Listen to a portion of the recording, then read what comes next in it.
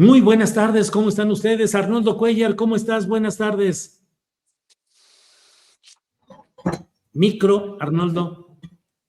Hola, hola, te digo que muy bien y qué bueno que estuviste por acá estos días. Saludos a Sí, Temo. nos vimos por allá Diana. en Guanatos City. Muy bien, Arnoldo, gracias. Diana Fuentes, Diana, buenas tardes. Hola, buenas tardes. Qué gusto estar acá, Arnoldo Temoris. Me da mucho gusto estar aquí con ustedes esta tarde, Igual. porque hay Igual. muchos temas. Sí, calla, calla. Temoris Greco todavía arreglando ahí todo el estudio. ¿Qué onda, Temoris? ¿Cómo estás? Buenas tardes. Pues es que están los técnicos aquí organizando las luces, el audio, todo eso, y ya sabes que siempre, pues alguien falta, una cosa así, son 12 del equipo, y pues bueno, es El un problema. maquillaje. Sí, El sí, maquillaje. sí, el maquillaje. A ver, joven. Y el Así es. productor, el Productor. productor. Hola, ¿qué tal? Por cierto. ¿Con qué empezamos? ¿Quién desea iniciar con el tema que quieran de los muchos que hay ahora y a ver si alcanzamos a abordar algunos de ellos? Quien quiera empezar, por favor. Yo diría que Diana, que ya dijo que trae muchos temas. A No, ver, yo no Diana, dije que ya traiga fuiste. muchos temas. Están ahí El los temas. país, el Claro. país nos pone muchos temas muy No le vamos, difíciles. no le vamos a quitar el gusto de empezar, Diana. Sí. Bueno, ¿Con qué quieres empezar, Diana? El tema que quieras, por favor. pues es que en estos 2, 3 días, en lo que no puede uno dejar de pensar es en los Duarte. O sea, hace un rato escuchaba la entrevista que hacías y entonces, aunque solo se trate de una coincidencia nominal, en este país decir gobernador de apellido Duarte suena a corrupción, a peculado, y ahora lavado de dinero también. Pero me da mucho gusto que ante este asunto veamos que la nueva fiscal de la República da un paso hacia adelante de manera rápida que permita también tener confianza, cuando menos de entrada, de lo que puede suceder en términos de justicia y en materia de justicia en nuestro país. Creo que durante todo el año, ahora que ya estamos casi cerrándolo, tuvimos mucho tiempo, estuvimos muy ocupadas y ocupados pensando en la reforma al Poder Judicial, ¿no? Y el asunto de la justicia, pues era finalmente aquello que nos animaba a pensar la necesidad de una transformación. Se debatió mucho si se hizo en los mejores términos o no, si fue la mejor reforma posible o si funcionará en el futuro.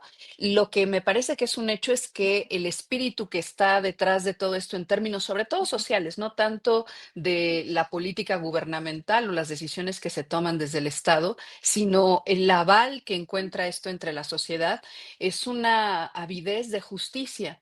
Y entonces cuando pensamos en las formas de ejercicio del poder político que han habitado nuestro país durante tanto tiempo, no es posible que pasaran más años sin que se hable con seriedad del enorme pues robo, hurto, digamos casi que a mano armada de parte de un montón de gobernadores. El país, decía Andrés Manuel que hay que limpiar las escaleras como se hace, ¿no? O sea, la corrupción debía combatirse como se limpian las escaleras de arriba hacia abajo, pero hay como unos escalones que se quedaron ahí atorados, ¿no? Eh, y creo que en este caso, cuando hablamos de los gobernadores, de las alianzas, de los cochupos, de los vínculos con el crimen organizado, pues entonces aparecen los apellidos Duarte, uno en Veracruz, otro en Chihuahua. Y me parece que en este caso, pues la ruta al parecer que se está siguiendo, creo que es una que pareciera una obviedad, una evidencia que tendría que seguirse y que no es nada sencilla porque seguramente involucra a un montón de agentes de esos que también son ladrones de cuello blanco y que es la ruta del dinero, ¿no?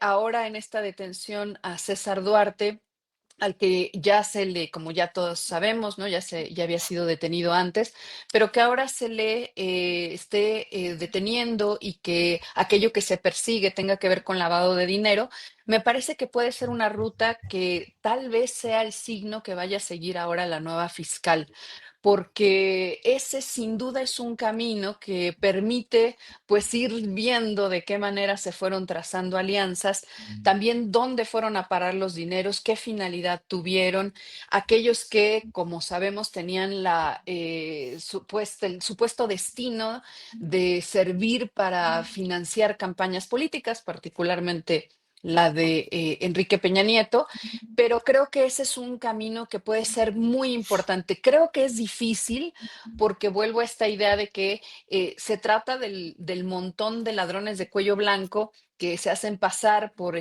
buenos funcionarios, buenos banqueros, buenos empresarios y que en realidad están muy involucrados en muchas de estas cosas. El dinero, pues todos estos señores no lo guardan en el colchón ni no, nada más lo regalan en maletines, ¿no? En algún lugar tuvo que haber estado. Entonces creo que ahí hay un tema muy importante para nuestro país en materia de justicia y que además creo que también involucra el tema de la legitimidad política. Creo que el gobierno de la 4T sí, sin lugar a dudas, goza de una enorme legitimidad, sobre todo en aquellos logros que tienen que ver con la aplicación de ciertos programas sociales y del avance que se ha hecho para cerrar las brechas de desigualdad, particularmente en ciertos registros. Pero hay otros que tienen que ver con la justicia y aquello que la involucra, que por supuesto que todavía no están saldados. Tan es así que me parecía escandaloso que pues el presidente nacional del PAN hablara precisamente de César Duarte en estos términos, ¿no? Lo tengo aquí. Le dijo amigo y hermano, un gobernador valiente que se dedicó a trabajar. Entonces creo que pues ahí se va a ir revelando algo que en la vida social de nuestro país lo tenemos muy claro y es el cochupo, el capitalismo de cuates que tenía siempre finalidades de aplicabilidad política con costos sociales muy altos para todas y para todos. Bien. Temoris Greco, para ir en este orden, ¿qué opinas sobre este tema? ¿O quieres de una vez entrarle a otro? Como quieran, al cabo que esta mesa es libérrima. Temoris.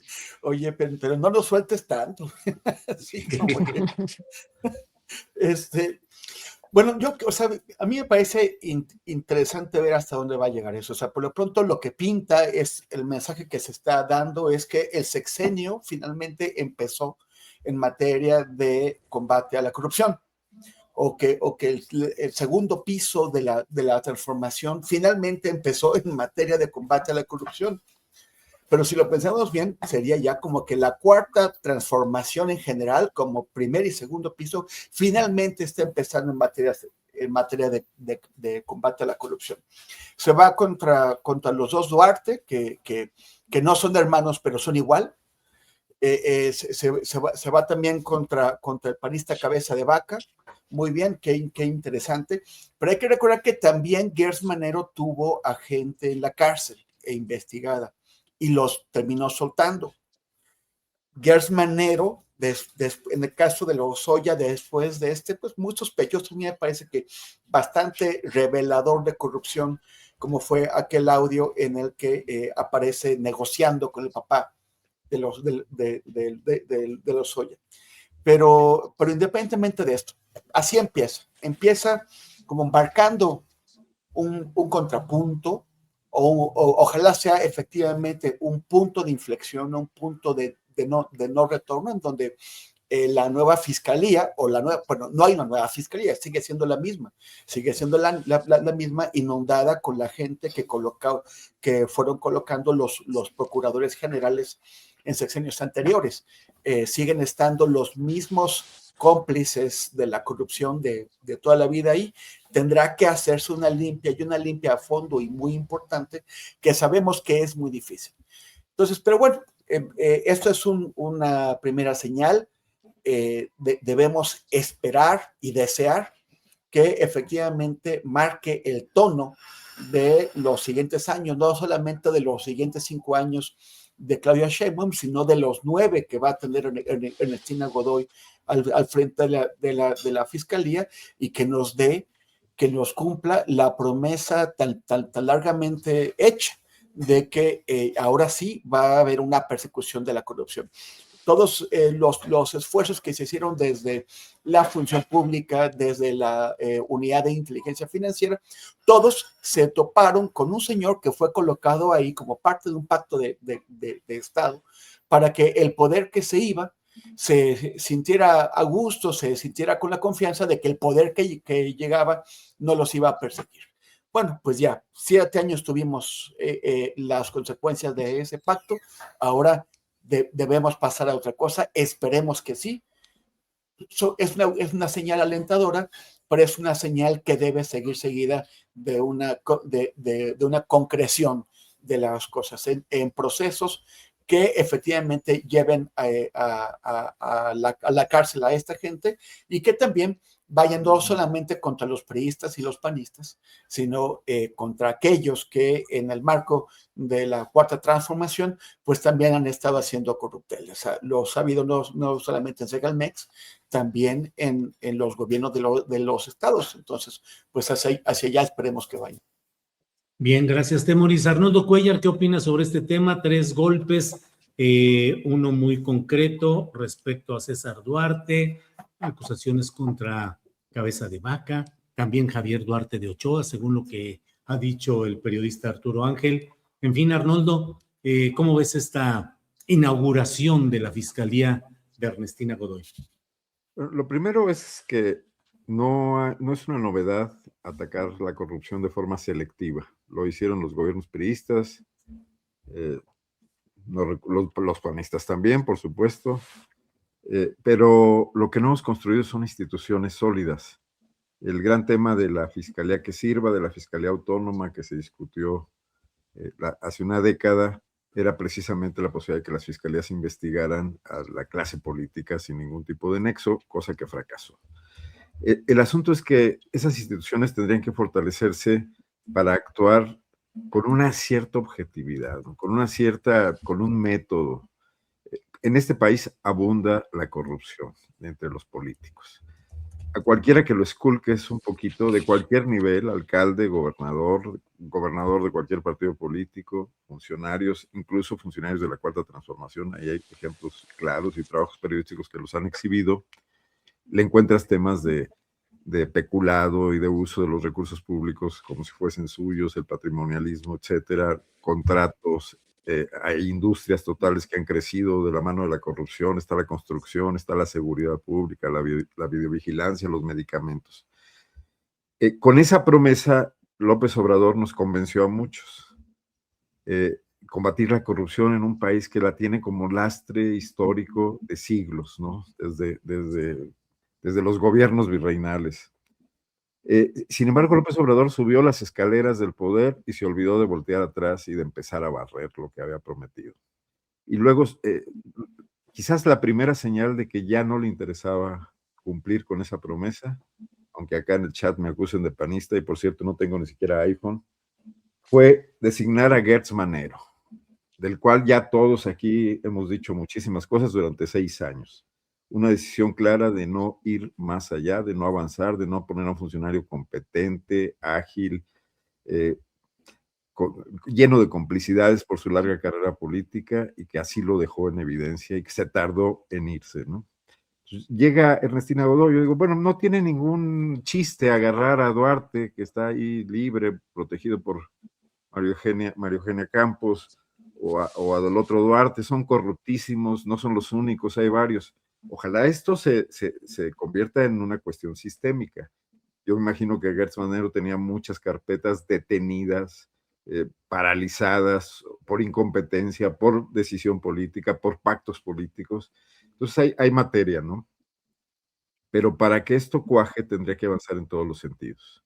Y me parece que a la presidenta de la República le daría un gran margen de maniobra político, que también donde hay evidencia clara de que personajes pertenecientes a su coalición también se han despachado con la cuchara grande. Los ejemplos están ahí, el huachicol fiscal es uno de ellos, la Marina, bueno, Segalmex, por supuesto, algunos o varios gobernadores.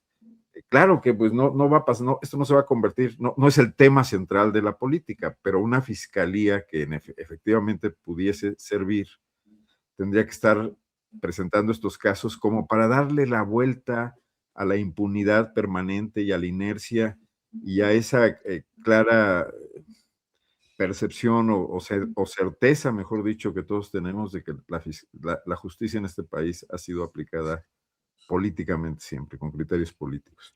Al día de hoy se podría interpretar que lo de Duarte, lo de los Duarte, lo de Cabeza de Vaca, etcétera, tiene una intención de acabar de superar la crisis de noviembre, ¿no? El noviembre negro. Me gustaría que eso no pasara, ¿no? Que no fuese nomás eso, que no fuese una consecuencia de la salida de Gertz y del meeting del sábado para tratar de relanzar el gobierno de la Cuarta Transformación, sino que en efecto, bueno, incluso que lo fuera, pero que ese relanzamiento tuviera una mayor permanencia, ¿no? Una mayor contundencia y que se convirtiera en un estilo de gobierno de aquí en adelante. Bien, Arnoldo. Diana, ¿habrá las condiciones estructurales del sistema para que en sus diversas vertientes, Suprema Corte de Justicia de la Nación, ahora Fiscalía General de la República, Auditoría Superior de la Federación, en fin, podamos empezar de veras un proceso en busca de una auténtica justicia, o estructuralmente las cosas son complicadas y pueden obedecer estos golpes como los que estamos viendo a circunstancias, a necesidades políticas a veces, Diana?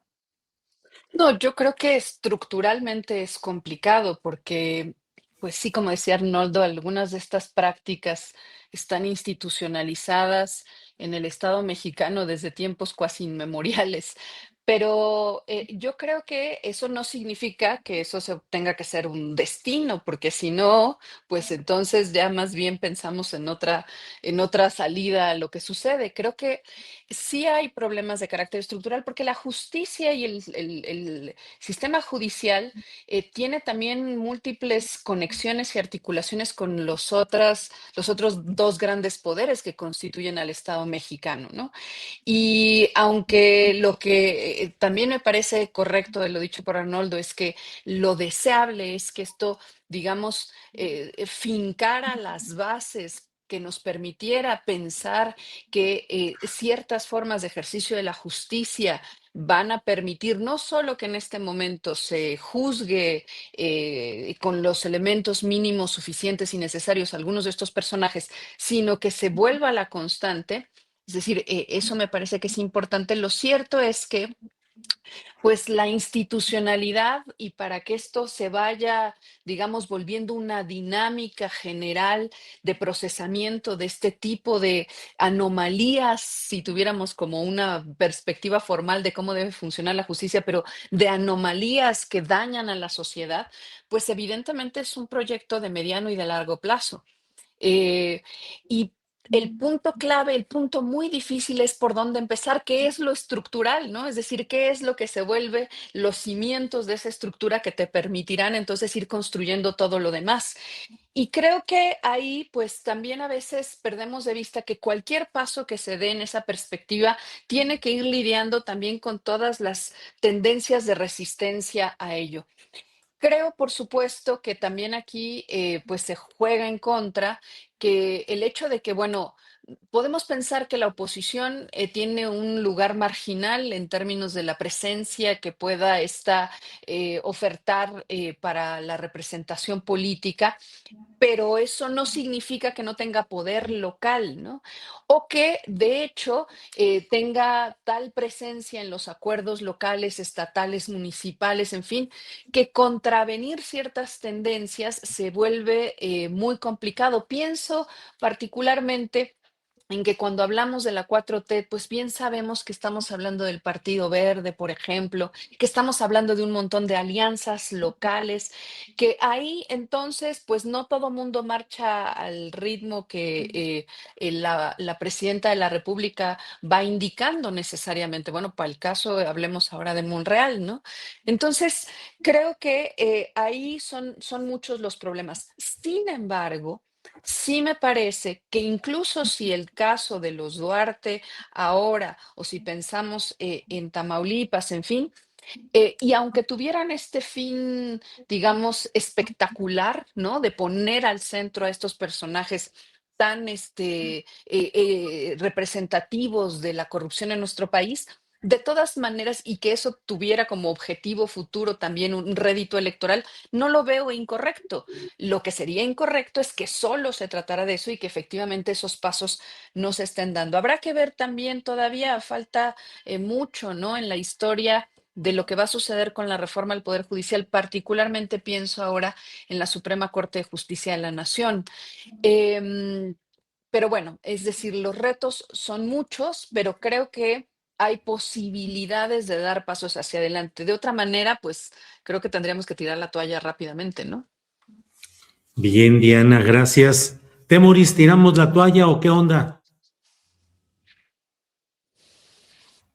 No nos podemos permitir ese lujo, ¿no? O sea,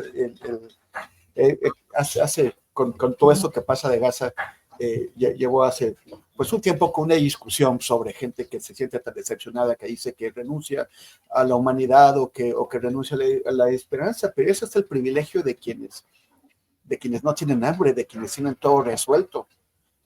La esperanza no se puede, no la puedes perder cuando no tienes comida que darles a tus hijos. Estás viviendo en medio de un genocidio.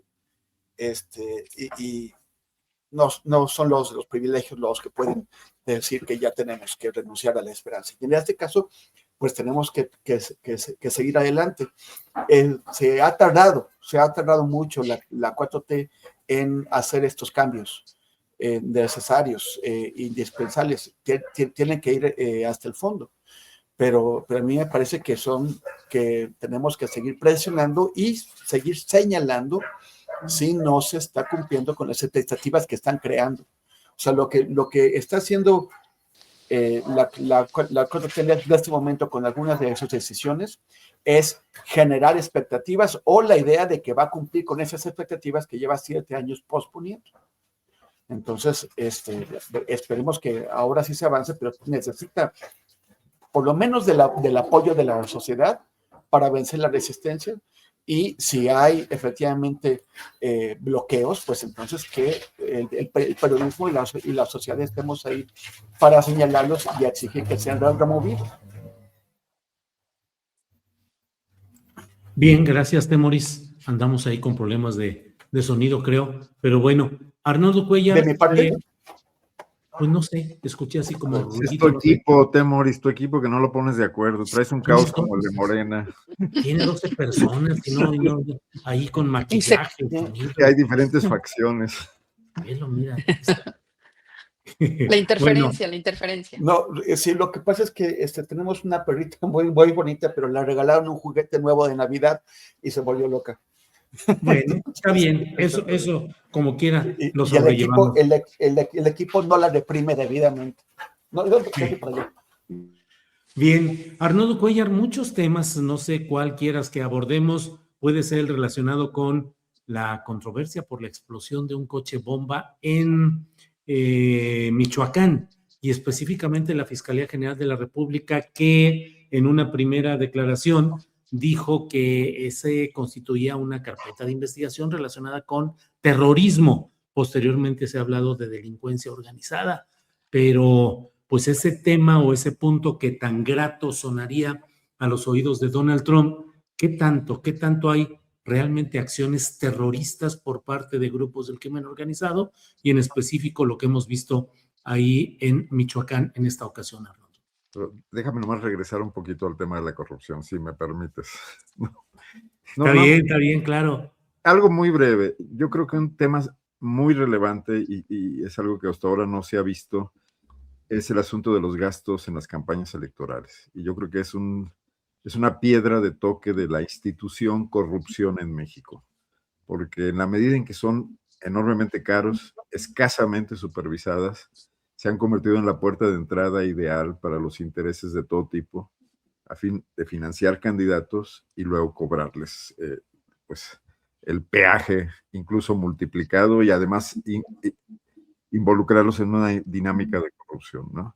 Y yo creo que ahí sí está planteada una reforma electoral, ojalá ahí haya pues un cierre de información con la Unidad de Inteligencia Financiera, porque creo que hay una enorme fuga de, pues de la posibilidad de controlar este tema. Yo creo que, y además es la forma en que se retroalimenta la corrupción, ¿no? Eh, Hasta ahí nada más dejo el comentario. Creo que la vieja corrupción priista, patrimonialista del siglo pasado es nada comparado con lo que está ocurriendo ahora con este tema del financiamiento de las campañas electorales y luego su consecuencia en la administración gubernamental de quienes llegan al poder, ¿no? Nada más dejarlo ahí.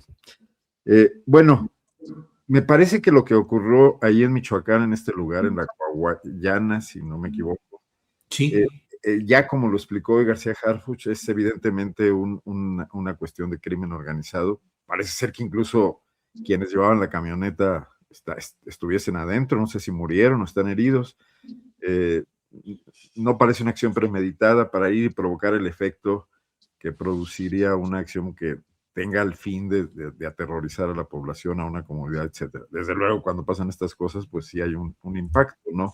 Hace no mucho lo tuvimos en Guanajuato, en Acámbaro, también enfrente de una comisaría de policía. Pero bueno, pues el tema es delicado en cuanto a los términos, como se debe y se puede nombrar, y como está planteado en nuestras leyes, en nuestro Código Penal. Aquí, por ejemplo, hemos visto muy fácilmente cómo se ha usado con exceso la cuestión del terrorismo, también con intencionalidades políticas en ocasiones, ¿no? En Guanajuato, Carlos Amarripa llegó a aplicarle el tipo penal de terrorismo a gente que protestaba en municipios, bueno, que incluso cometieron algunos excesos, como quemar una presidencia municipal por estar protestando por razones válidas, aunque en sí la acción no lo fuera, ¿no?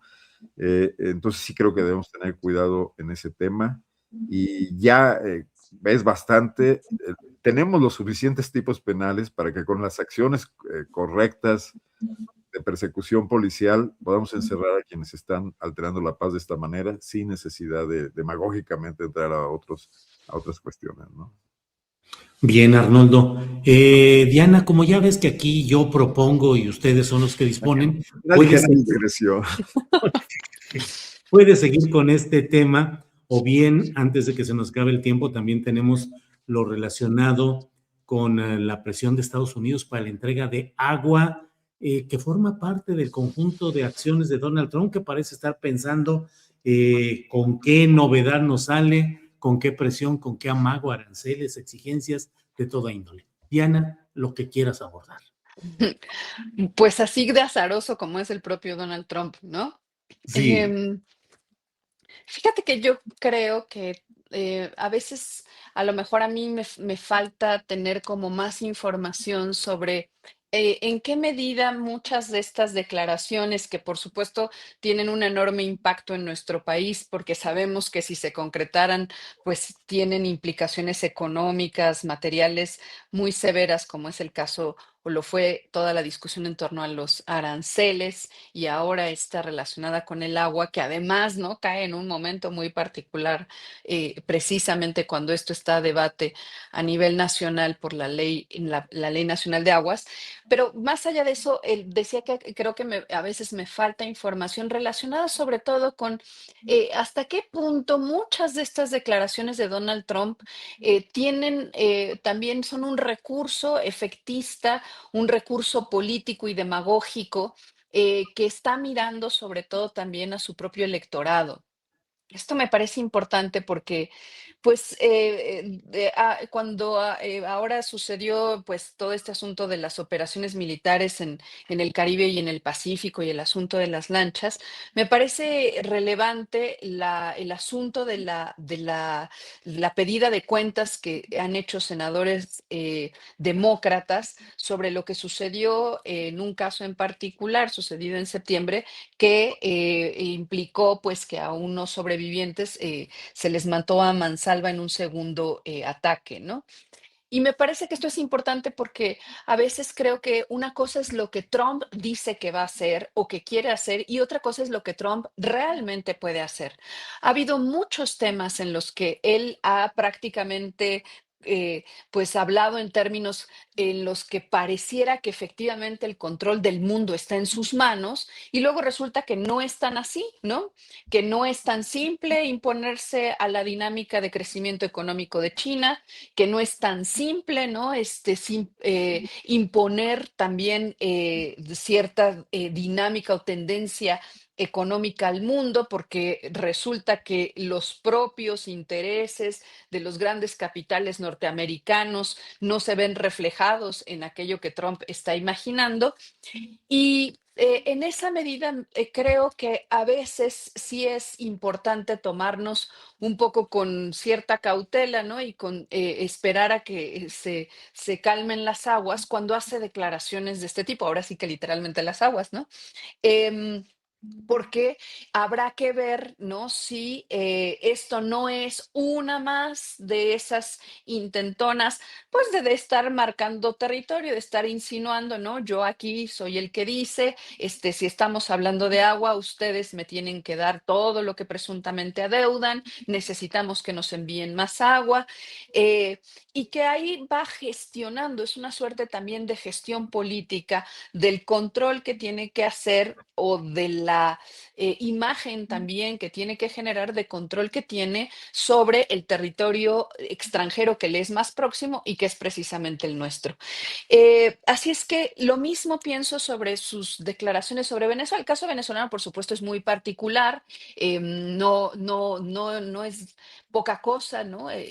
Las constantes amenazas que se han dado durante este periodo de gobierno, este segundo periodo de gobierno del señor Naranja, pero creo que tanto anticipo de voy a entrar, están a punto de caer, les falta muy poquito, no solo se debe a que esté viendo a ver si con esas amenazas algo sucede al interior, sino que también habla de pues una gestión política en la que también hay resistencias que no tienen que ver con que en los Estados Unidos los sectores demócratas u otros sectores republicanos tengan en mejor consideración a Maduro o al gobierno de Venezuela, sino simplemente que también hacen cálculo político del coste económico y del coste interno que todo ello implica en su propia composición interna. Entonces creo que pues habrá que ir viendo, ¿no? ¿Qué sucede con esto? Y al mismo tiempo ver algo, revisaba, me preguntaba, ¿no? ¿Cuál es el nivel de aceptación que tiene Donald Trump hoy mismo entre los ciudadanos de los Estados Unidos? Y bueno, pues oscila, según algunos datos que encontré, entre 36 y 45%, que por supuesto no es poca cosa, no es despreciable ni mucho menos, pero creo que sí hay que tener siempre eso en consideración a la hora de evaluar si todo lo que nosotros también tenemos que mirar es su lógica imperialista o si también habría que pensar que además de ser imperialistas, es el capitalismo el que también va marcando el ritmo y que resulta que Donald Trump no necesariamente es la voz de todos los intereses del capitalismo norteamericano. Bien, Diana, gracias.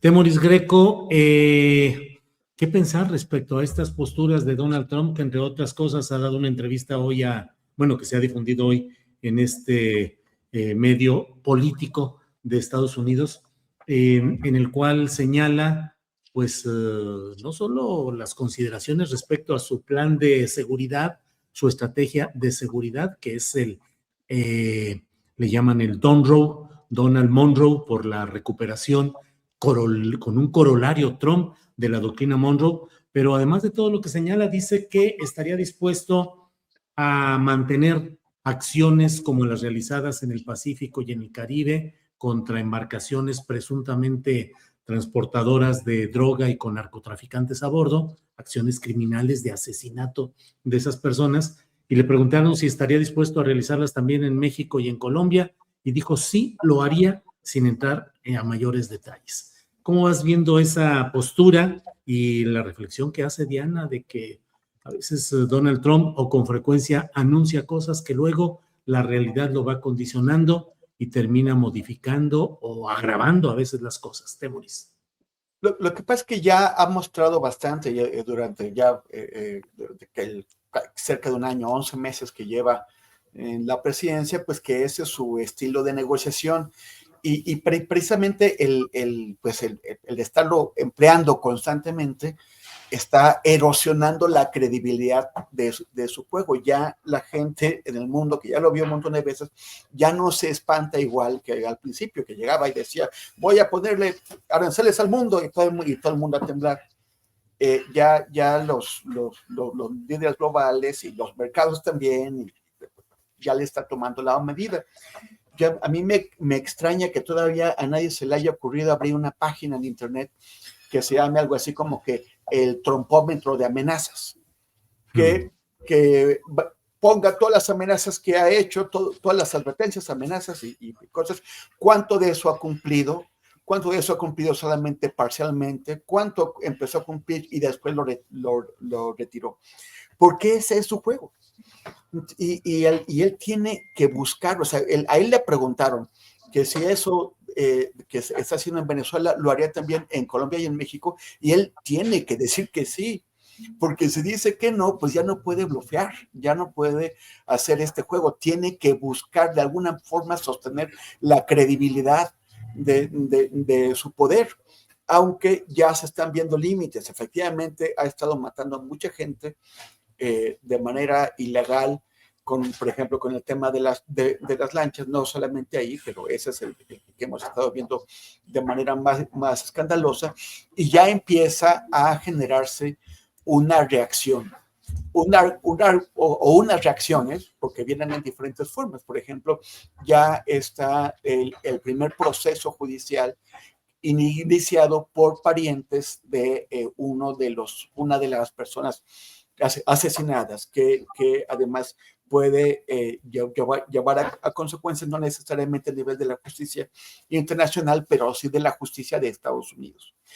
Ya hubo un conjunto de legisladores que son expertos, que son personas que tuvieron cargos de responsabilidad en seguridad nacional en Estados Unidos, que les pidieron, y eso generó muy mucha conmoción, que les pidieron a los soldados de las Fuerzas Armadas de Estados Unidos que no cumplan órdenes ilegales, que no les dijeron, por ley, no están obligados a cumplir órdenes ilegales, y al contrario, si cumplen órdenes ilegales, pueden también verse inmersos en un proceso judicial.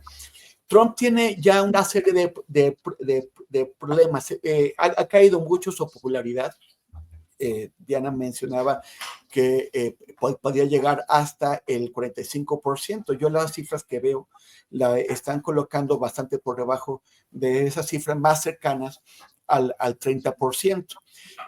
Independientemente de lo que digan los sondeos, las elecciones de noviembre fueron un varapalo importante, un varapalo que rompió el mito de la invencibilidad de los republicanos con Trump, porque perdieron absolutamente todos los procesos a los que se presentaron en noviembre, no solamente en Nueva York, que es el que más vimos, también incluso en algunos lugares donde tienen, donde nunca habían perdido, como por ejemplo en juntas locales del estado de Georgia. Hay muchos signos de que hay republicanos espantados porque creen que, o sea, antes estar pegados a Trump era una forma de ganar puntos y tratar de garantizar su reelección. Ahora están viendo que en muchos lugares van a perder si no se distancian de Trump. Acaba de ocurrir, por ejemplo, en Miami, donde la legisladora representante del condado de Miami-Dade está criticando las decisiones que ha tomado Trump, que ha anunciado el gobierno para suspender los procesos de residencia de personas de Venezuela y de Cuba. Y lo está haciendo porque si lo apoya, va a perder en las elecciones. Así hay un conjunto de actores políticos y económicos que ya están pensando que no les conviene seguir con Trump, y todo ese efecto Trump se está empezando a erosionar, no a desmoronar, pero sí a erosionar. Lo vimos con esta representante Marjorie Taylor Greene, que se acaba de pelear de frente con Trump y que ya anunció que va a abandonar el Congreso. El tema del activismo militar de Trump en el extranjero le está creando muchísimos problemas adentro de su movimiento MAGA, porque ellos son fundamentalmente aislacionistas, son de la idea de America First, Estados Unidos primero, y dicen, ¿por qué estamos invirtiendo, gastando dinero en el extranjero y ya estamos enviando soldados a morir? Porque si hacen algo en Venezuela, podría haber estadounidenses muertos. ¿Por qué estamos con lo de Ucrania? ¿Por qué estamos apoyando a Israel cuando lo que quieren es que Trump se concentre en el plano interno en Estados Unidos? Entonces Trump tiene que valorar eso y más cosas, porque no hay tiempo para anunciarlo todo. Ya los límites del poder de Trump se están ampliando, sobre todo a partir de lo que mencionaba del varapalo de hace unos días. Entonces, y también en el caso del agua, pues Trump dice eso, pero hay que ver la reacción de Claudia. O sea, Trump dice, tienen 24 horas para mandarnos miles y miles y miles y miles de metros cúbicos de agua. Y Claudia dice, no se puede. O sea, Claudia ya también, ya como más tranquila, vamos a platicar y todo bien. Entonces, hay que, o sea, no, eso no significa que nos tomemos a la ligera a Trump, pero ya está mostrando cuáles son sus límites. Y por otro lado, regresando al tema de la Coahuayana, es muy importante distinguir entre acciones políticas, que son las que pueden conducir al terrorismo, y acciones criminales. No solamente porque, y eso se hace en la legislación mundial, se distinguen aquellos actos que tienen por objeto, tienen objetivos políticos o de cambio social, o avanzar algún proyecto político, de la criminalidad, porque las respuestas tienen que ser distintas. Uno no puede actuar de la misma forma ante un hecho o ante el otro. De hecho, o sea, por eso también Claudia se mostró molesta con la fiscalía, dijo que había sido un acto terrorista, porque es finalmente darles la razón a Trump, que Trump deliberadamente está generando esta confusión entre el terrorismo político y lo está extendiendo a las organizaciones criminales, que finalmente es el pretexto que ellos tendrían para hacer algún tipo de acción en México. Entonces es muy importante hacer esa distinción, y la fiscalía metió la pata cuando llamó a lo de la Coahuayana acto terrorista. Bien, Temoris, gracias. Arnoldo Cuellar, en temas aparentemente menos complicados o menos relevantes, pero finalmente, Arnoldo Cuellar, la presidenta de México ya dijo que no va a ir a la inauguración del Mundial de Fútbol. ¿Crees que debería haber ido o no debe exponerse a una circunstancia masiva, además de un público que está pagando cantidades verdaderamente estratosféricas por estar al menos en los lugares más preferentes, un chorro de dinero? ¿Qué opinas, Arnoldo? Híjole, bueno, yo tampoco voy a ir, pero no, por otras razones. No, pues mira, no cuenta 960,000 pesos que creo que cuesta uno de los asientos, ¿no? Ay, Arnoldo, es un pelito ahí que te quitarías. Porque pero mira, me parece que ha hecho un gran esfuerzo por que el país se muestre a la altura, porque esto pueda ser presumible. Están arreglando carreteras, están haciendo obras en Monterrey, en Guadalajara, en la Ciudad de México. Están incluso, en algunos casos, desplazando a población aledaña a los estadios para que no den mal aspecto, cosa que pues no es muy elogiable de ninguna manera, como para que luego se enfría un poquito y no vaya, pues que vaya y a ver qué pasa, ¿no? Que invite a Trump, a ver a quién le chiflan más. No tengo idea de qué es lo que están midiendo, y creo que vienen del frío que fue el mes de noviembre, y pueden sentir que hay una conspiración. Falta mucho para eso. Yo creo que después de todo lo que ha ocurrido en los últimos días, la manifestación del Zócalo, de la que me gustaría hablar, porque me parece que me preocupa mucho. Yo había dicho aquí va a haber acarreo, y lo hubo, ¿no? Definitivamente, lo cual quiere decir que no todos los que estuvieron fueran producto del acarreo, pero me preocupa mucho lo que van a cobrar esos gremios enormes que llenaron secciones de la plancha del Zócalo, los sindicatos ferrocarrileros, ahora que se reactivan los ferrocarriles, vamos a caer de nuevo en personajes de esa calaña. Acuérdame, Julio, ¿cómo se llamaba ese dirigente de triste Víctor memoria? Flores, Ahí sigue, ¿verdad? ahí sigue igual, Lampón, Y ahora verdadero es patrioteísta, o Pedro Aces, que también, sí, sí. La Crom. porque la gente que llegó por su propio pie y con entusiasmo y todos, esos no tienen nada que cobrar, pues ellos van por ese gusto, pero los que operaron como aparato y que son lastres para muchos de los objetivos de una transformación real en muchos aspectos de la vida del país, pues eso sí van a cobrar caro su amor, ¿no? Entonces, pero bueno, ahí quedó, se cumplió la liturgia, creo que es un jaque también a los intentos de desacreditar después del 15 de noviembre, y sobre todo a las oposiciones más políticas, porque lo otro era un movimiento amorfo y utilizado, ¿no? Pero bueno, si eso ya pasó, creo que la presidenta podría replantearse y invitar a quien quiera, a esta pequeña niña indígena, y también asistir. Me parece que ya hizo demasiado como para quedarse ahora en la orillita, ¿no?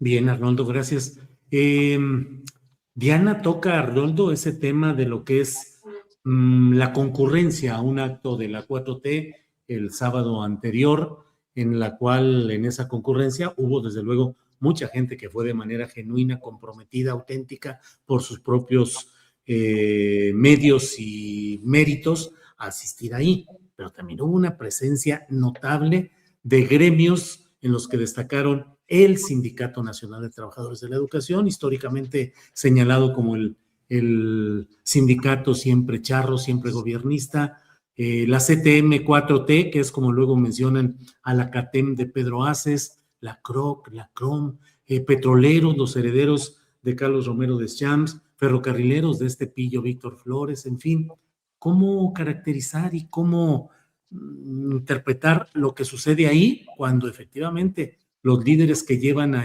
sus contingentes lo hacen porque esperan réditos electorales y políticos. Diana. Y pues es esa historia triste del corporativismo, particularmente sindical de nuestro país, ¿no?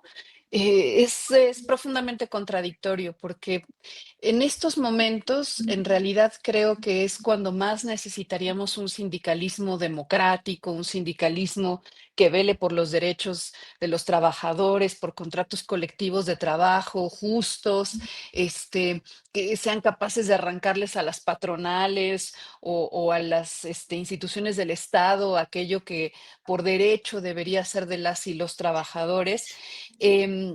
Porque venimos precisamente de las décadas del neoliberalismo y justo hasta el momento en la historia moderna, es decir, del siglo XIX a la fecha, pues no se ha creado otra forma de defensa de los derechos de los trabajadores que las organizaciones que los trabajadores se dan a sí mismos, ¿no? Pero en nuestro país, pues como bien sabemos, desde también hace ya muchas décadas, pues esas organizaciones políticas resultaron pues plenamente orgánicas a la lógica gubernamental en su momento del PRI y después pues al paso de los años fueron modificando de patrón.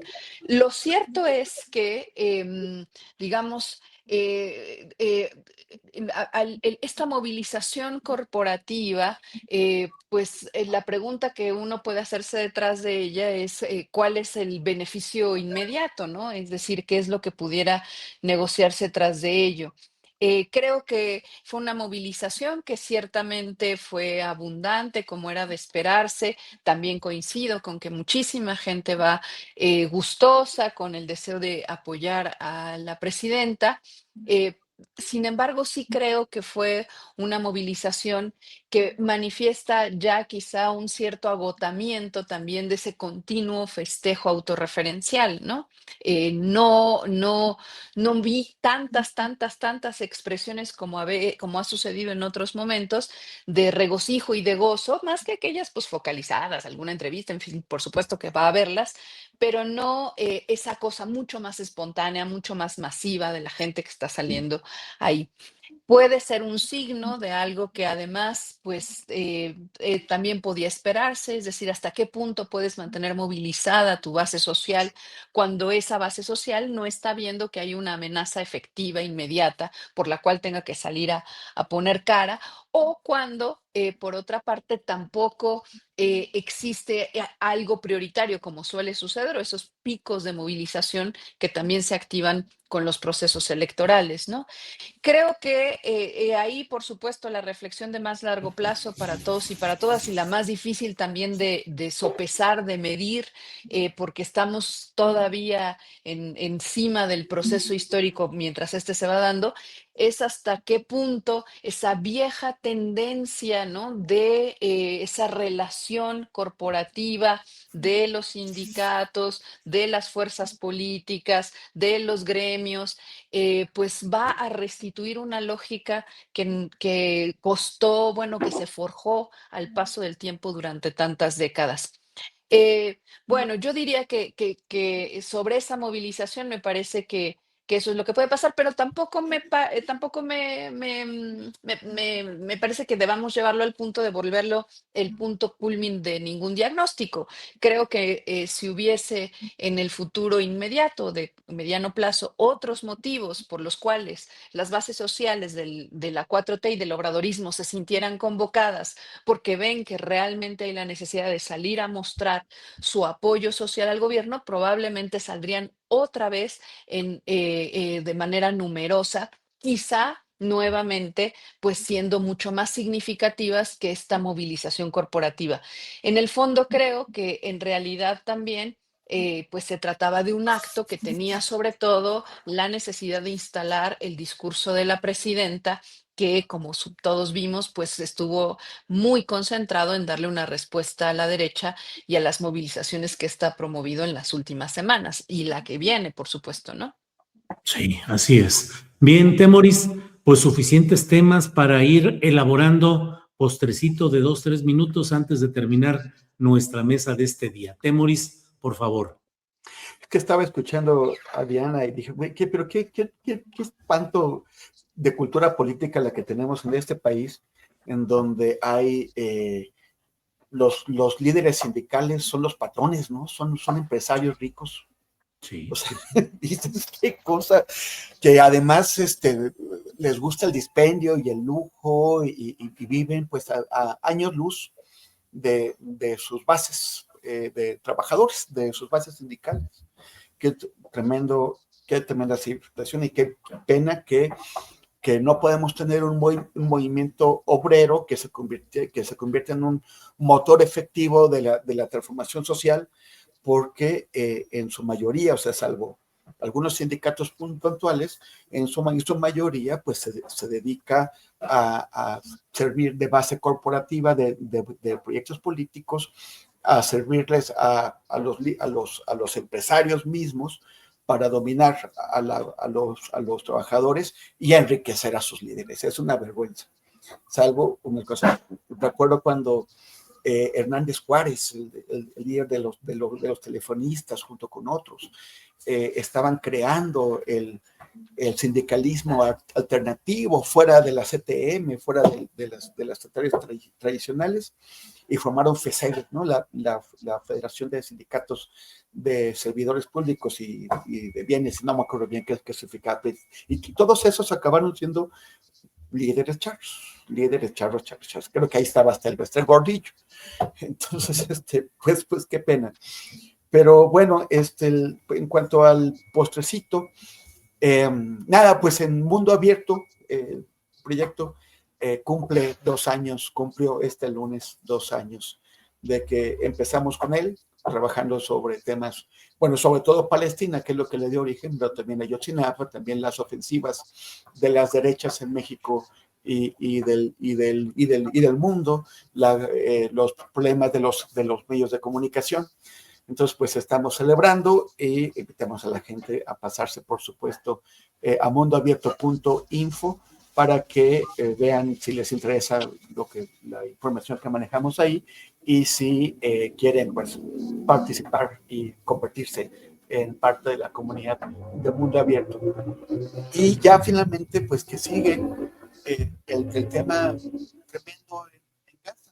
O sea, no ha acabado el genocidio, ya dijo ayer el jefe del ejército israelí que hay una nueva frontera en Gaza, que la llamada línea amarilla, que es una línea invisible que no se informa a la población dónde está, pero si de casualidad se meten por ahí, los asesinan con los drones inmediatamente.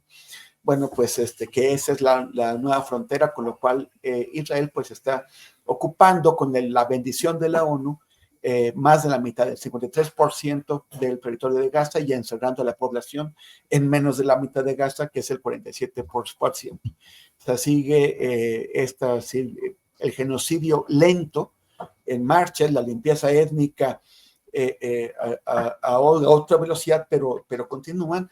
Y en Cisjordania pues también continúa la ofensiva contra la gente para encerrar a la población de Cisjordania en bolsones al estilo del apartheid en Sudáfrica. Bien, Temoris, gracias. Arnoldo Cuellar, postrecito, por favor. Adelante. Sí, antes del postrecito, una aclaración rápida. Dicen en el chat que no están desplazando pobladores. Yo no dije que pobladores. Vi un reportaje que me llamó la atención de trabajadoras sexuales en el sur de la Ciudad de México, en zonas aledañas al Estadio Azteca, que por las obras que estaban realizando de embellecimiento las habían desplazado. Yo creo que un gobierno de izquierda tiene que ser muy sensible con esas situaciones, nada más ahí dejarlo. Y bueno, en el Estadio Jalisco, no sé, ya no se llama Jalisco, el otro estadio nuevo que es propiedad de OmniLife, lo que sí es cierto es que ahí muy cerca han encontrado depósitos de fosas terribles, ¿no? Y eso también ya está haciendo nota a nivel mundial, ¿no? Bueno, rápidamente el postrecito. Oye, Arnoldo, perdóname, pero eso que tú comentes, siendo tú lo de OmniLife, vida OVNI, sí está.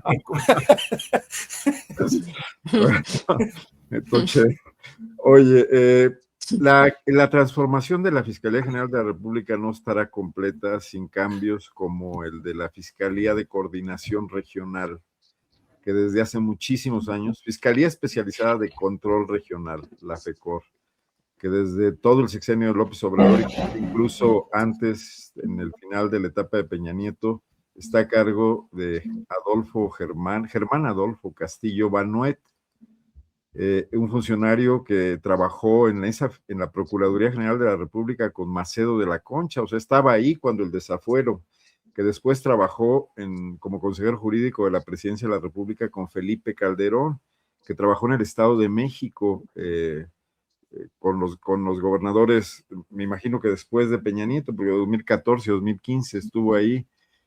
Yo supe de este funcionario cuando presenté mi denuncia por espionaje en la Fiscalía General de la República, oficina Guanajuato, y en menos de 5 minutos mi denuncia estaba en el escritorio de Carlos Amarripa.